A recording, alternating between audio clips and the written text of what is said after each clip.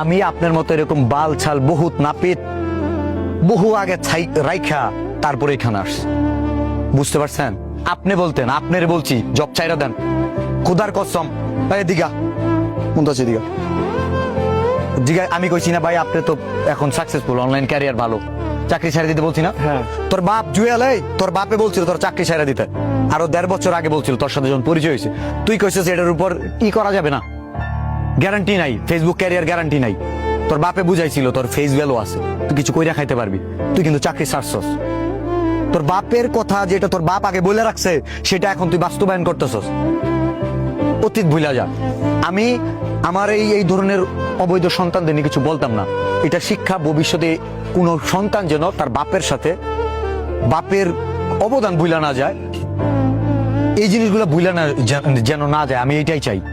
যদি আমি এইখানে একটা কথা মিথ্যা বলে থাকি, খুদার কসম একটা কথা মিথ্যা বলে রাখি, ব্রেন মেসেজ জুয়েল, তুই খালি একটা প্রমাণ দেবি যে আমি একটা মিথ্যা বলছি, তুই এইটার জন্য যা করতে বল।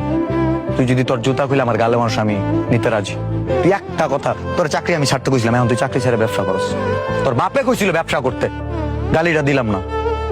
আর তুই এখানে সেম ফেতি চুদাস অডিয়েন্সের বংচং বুঝাস, পাত্র থার্ড ক্লাস লোকজন। তোর নিয়ে আমি কথা বলতে চাই না, শেষ কথা বলতেছি।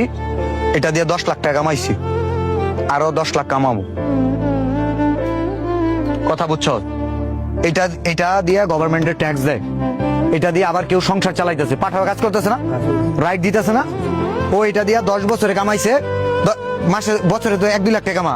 একটা পাঠাও রাইডার যদি এই বাইক দিয়ে কামায় কত শুনোই, বছরে যদি 2 লাখ টাকা কামা, তাহলে 10 বছর কাজ করলে কি হবো? কত?